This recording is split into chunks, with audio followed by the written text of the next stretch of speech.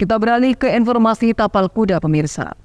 Sidang kasus flare prewedding yang menyebabkan ratusan hektar savana Bromo terbakar.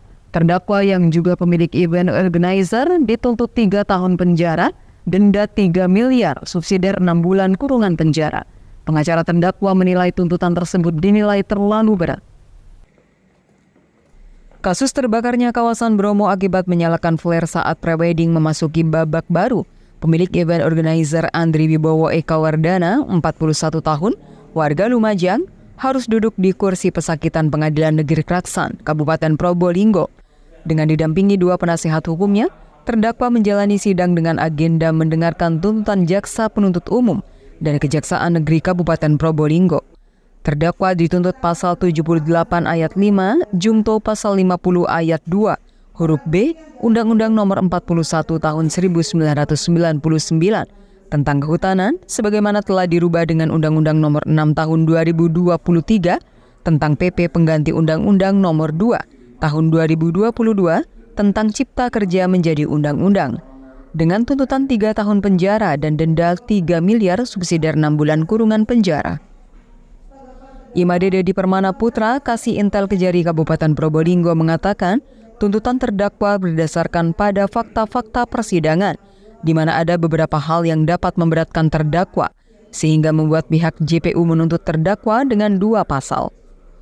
Akibat kebakaran tersebut, kerugian negara mencapai 741 juta lebih.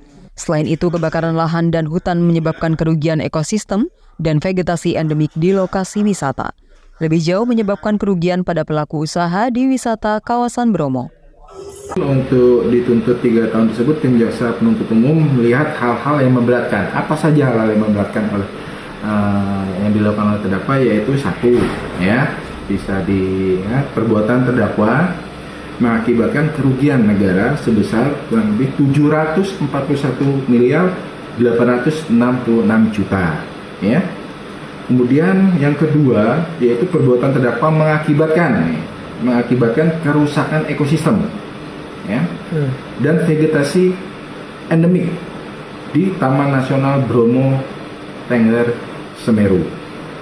Kemudian hal yang ketiga yang memberatkan, yaitu perbuatan terdakwa mengakibatkan kerugian ekonomi kepada pelaku usaha, baik itu kalau di Bromo sudah ada paguyuban chip kemudian paguyuban penginapan, kemudian pengusaha kuda tunggang, dagang kecil serta masyarakat di sekitar wilayah Taman Nasional Tengger Semeru.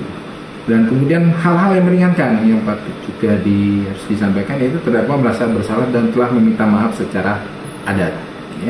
Kemudian kedua, terdakwa bersikap sopan selama proses persidangan. Sementara kuasa hukum terdakwa mengatakan pihaknya tetap menghormati tuntutan jaksa penuntut umum. Hanya saja dinilai terlalu berat karena terdakwa tidak ada unsur kesengajaan. Ditambah sudah meminta maaf kepada warga suku Tengger di 4 kabupaten. Tuntutan beliau sebagai juri. Kami akan sebagai kuasa hukum daripada terdakwa akan menyusun pledoi yang insya Allah hari Senin nanti pelaksanaan. Kira-kira tuntutan itu sesuai tidak menurut kacamata? Kami terlalu berat karena unsurnya tidak ada sengaja sama sekali.